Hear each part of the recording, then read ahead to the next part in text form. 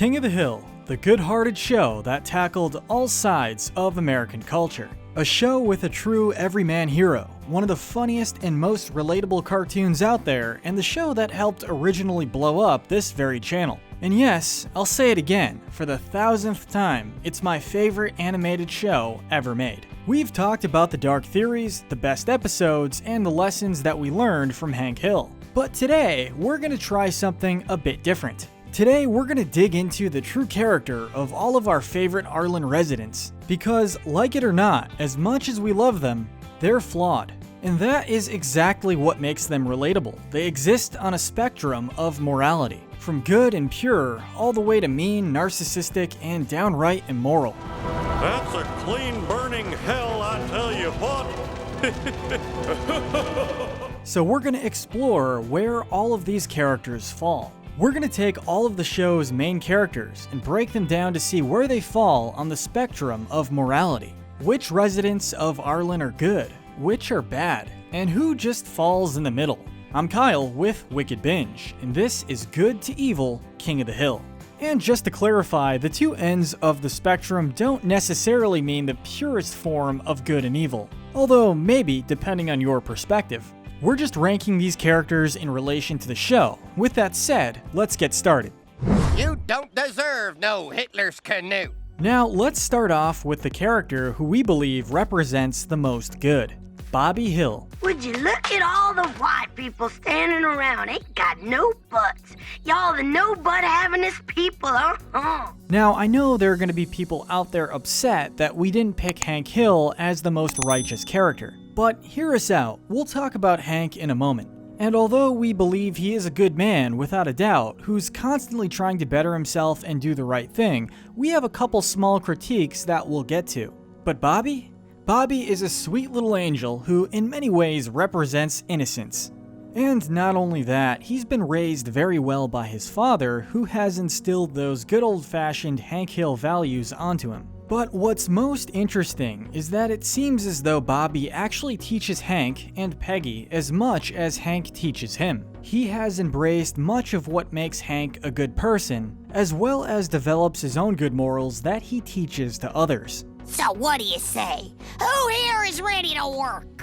The truth is, Bobby is a good boy, and in many ways, too pure for this cold world. You sure love your parents, dude.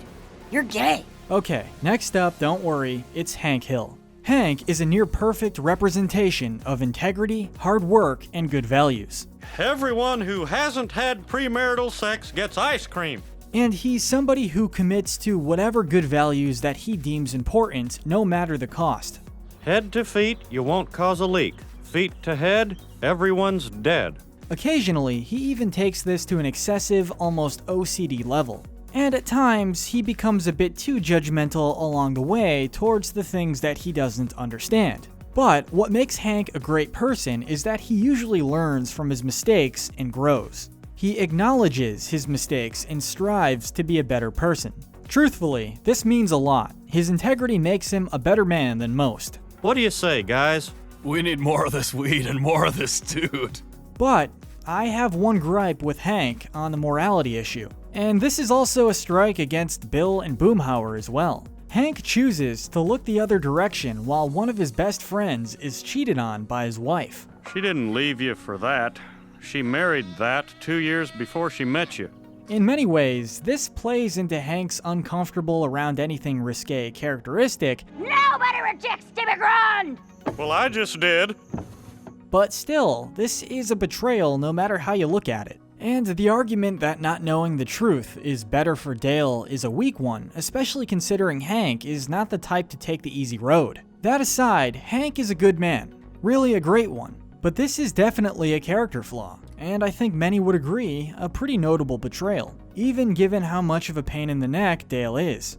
She's my hoe now. Next up, I'm gonna put down Connie and then Joseph. I rank them next because they both have the innocence of Bobby. Although Bobby's character is more fleshed out and more importantly selfless, I do think that both Connie and Joseph are obviously good kids. But so are a lot of kids. Given their age, it's obviously really difficult to even compare them to adults. But if we had to, we would put Connie next, followed by Joseph. Okay, next is Bill Dauterive. We're not going to get into the complicity of not telling Dale about his wife's affair again, although it is relevant here too, but I think that because Bill is so desperate for acceptance, it makes more sense that he wouldn't speak up. Is that my belt sander? No, it's mine.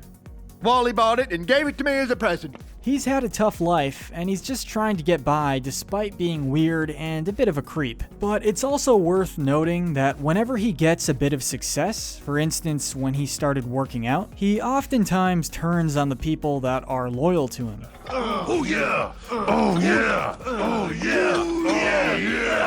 Oh yeah! Usually because he's so desperate to be accepted by others. God grant me the serenity to accept the things I cannot change. Alright, let's talk Boomhauer. Yo man, dang old people talking about boom dang old bad, talking about ladies man, dang old not true ain't no boom. Yeah, man, and maybe I don't show you something on size boom. Talking about dang old chicks man, talking about boom business is his business, god dang grown adults man, dang old slander I tell you what. Dang old truth is dang old treason man, and empire lies man. It's dang old complicated, you know, man. It's like a dang old Rubik's Cube, man. You like talking about it blue, red, man, then you get to one side and then you like messed up the other side, man. Okay, moving on. Luann. At this point, we're still dealing with overall good people, and you really have to look deeper into Luann's character. Sometimes it's hard to because the main characteristic you notice is that she's, well, dumb as a box of rocks. Fellowship hug! Amen to that. But that has nothing to do with her morality. Luann, at the end of the day, is a good-natured person, simple and well-meaning, and there's nothing about her that would indicate that she would double-cross or harm anyone. Arguably, the worst characteristics that she has is that she is a bit selfish. She doesn't really do much to help others, but one could argue that she doesn't really have the mental capacity to do so.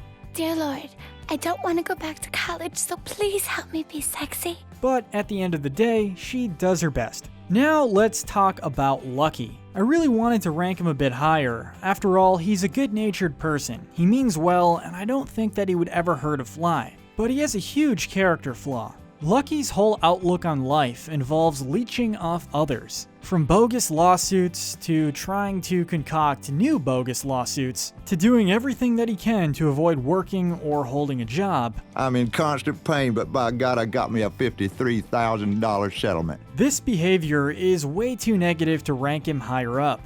I think Lucky has the potential to be a better person, and I think it took Hank Hill to kick him in the right direction later on in the series, but he still had quite a way to go. We're not leaving without our small appliance. Alright, next up is Min. So Min definitely has some negative character traits. She's certainly mean to those outside of her close circle, and more specifically, she's very superficial when it comes to trying to climb social ladders. Call Ted Wasanasong. He now the big muckamuck on membership committee. With that said, I'd argue that Kahn is way worse of the two, and she's usually the one who reels him back in. Additionally, everything else aside, she's incredibly loyal when it comes to family, and at the end of the day, that counts for a lot. You're rocking my world. Next up, John Redcorn. Now, many would say that he should be ranked way worse given his long-term affair with Nancy. But let's be real, he isn't exactly a close friend of Dale's. Arguably, in some episodes, it seems like a friendship between the two begins to bud, but really it seems like they're acquaintances at best. What do you say, John Redcorn? Will you heal my wife? Although there's a moderate amount of immorality in his part of the infidelity, Nancy is the one with the commitment, and thus the burden is overwhelmingly on her. And then one day, you look up and you're 40. You're 40, Hank! Additionally, Redcorn seems to have genuine feelings for Nancy, and if anything, it's clear that she's stringing him along. Oh boy. Now let's talk about Min's other half, Kahn.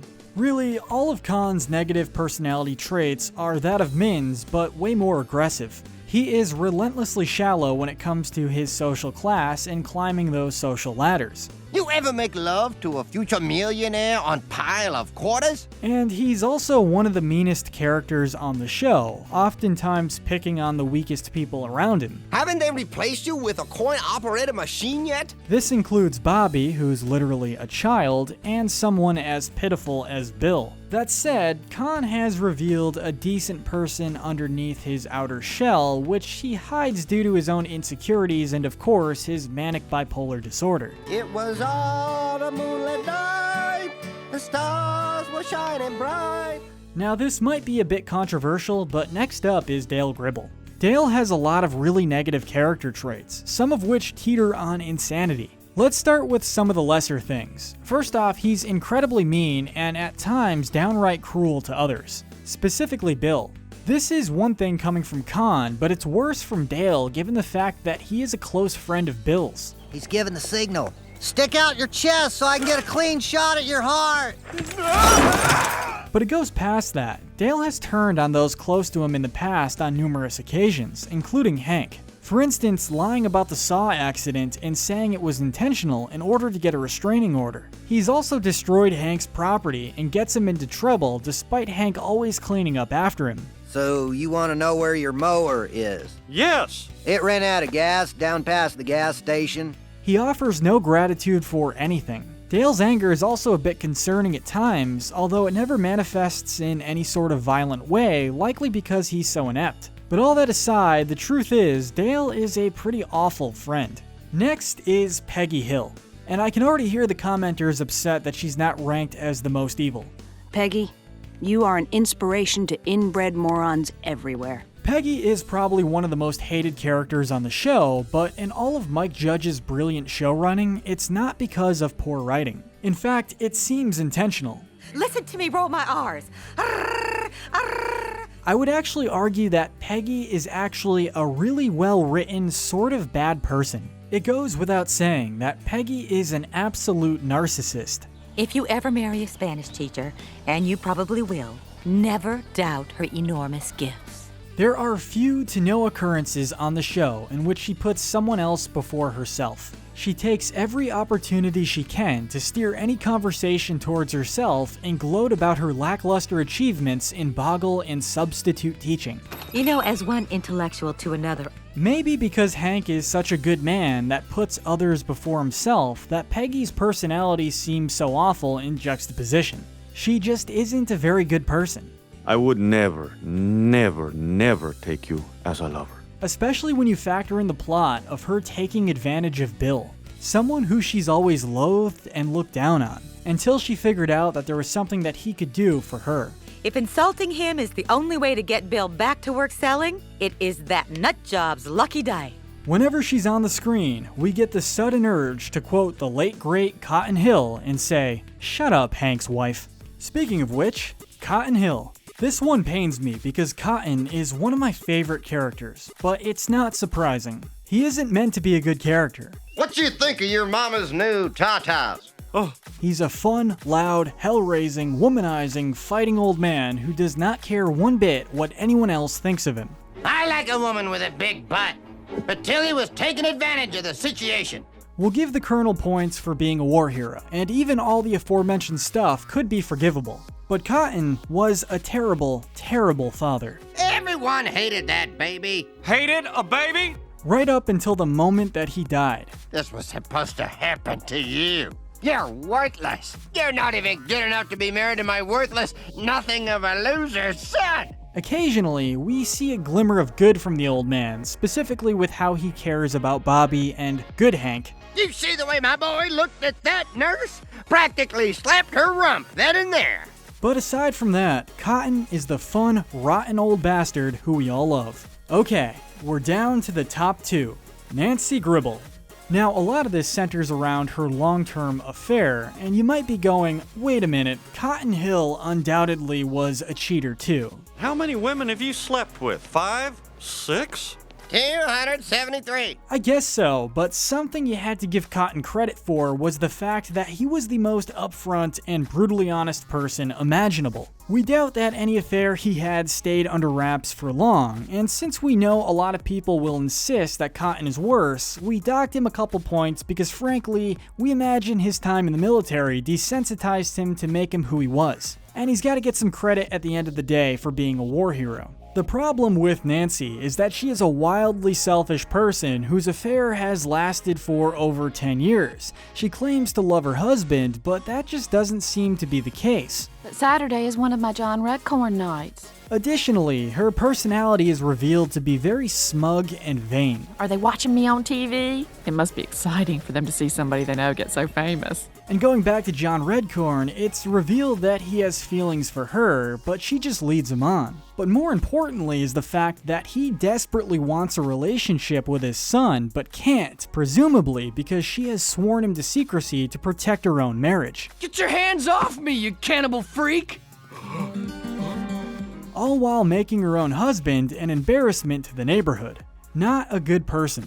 Maybe monogamy works for you and Hank, but it does not work for me and Dale and John Redcorn. But who is the worst in Arlen?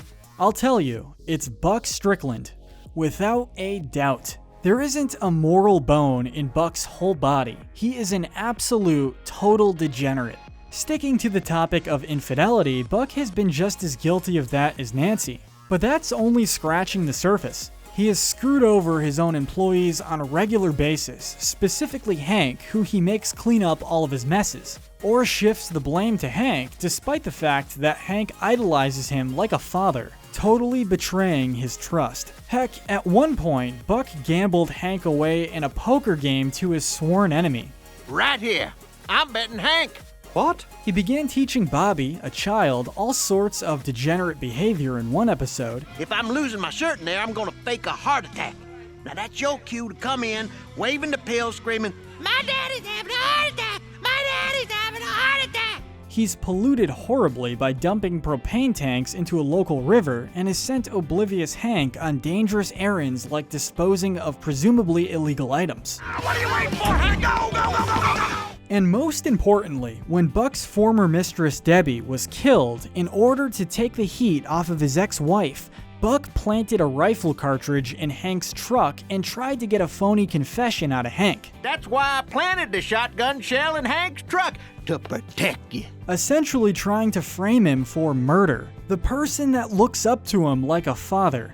What an absolute sociopath. And there you have it. Buck Strickland, you're a monster. Bobby, you're too pure for this world. But what do you think?